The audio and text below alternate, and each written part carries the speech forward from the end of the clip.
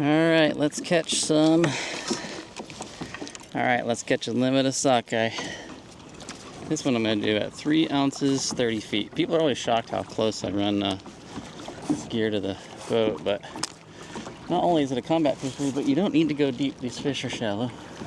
So every time I come out here, early season, and there's a bunch of new sockeye anglers on the pool, I always see a lot of the same mistakes.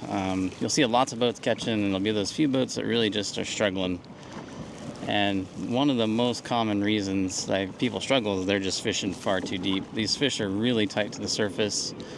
I'm running anywhere from 2 to 4 ounce cannonballs most of the time within 30 foot of the kayak because these fish are so shallow.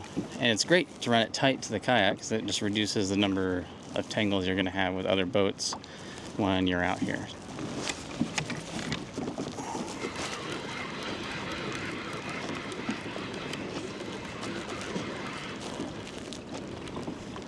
Oh.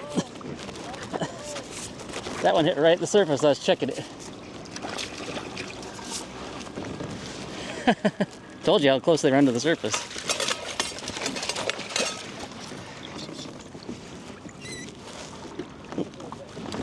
One right there. That was on the 3 ounce at 30.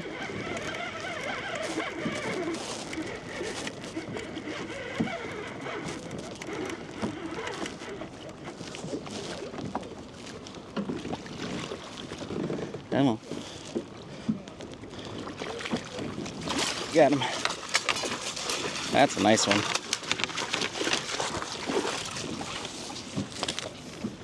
The second thing you want to check is your troll speeds. People get that wrong a lot here. They generally go a little too fast.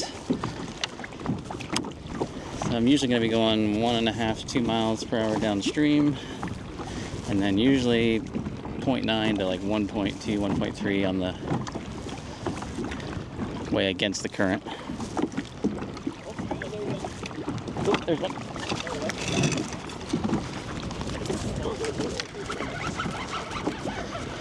That didn't take long.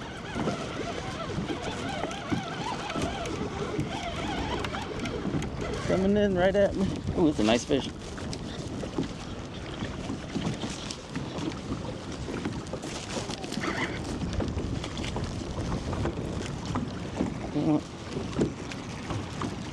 Got him. That took no time at all. That's a big one.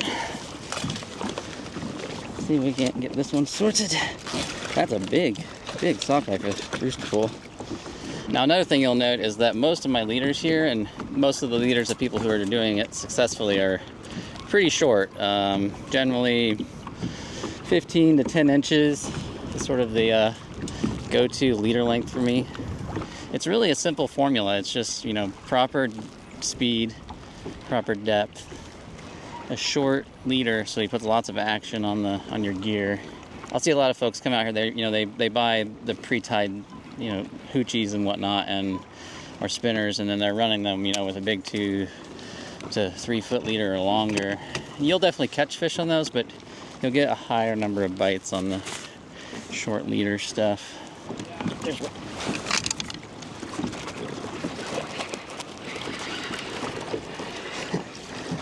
He popped it. Dang it. That's a common thing. They really spit the hooks well here. I try to accelerate if I have the chance. Sometimes the problem isn't getting them to bite. It's getting them in the boat after they've bit.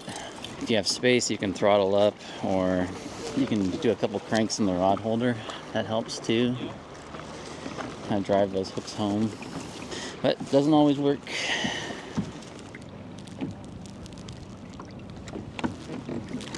There it is.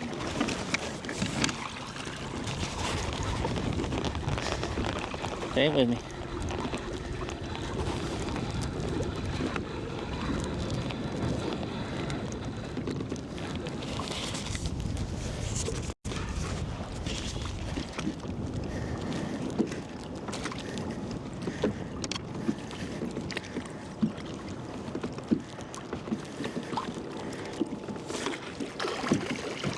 on.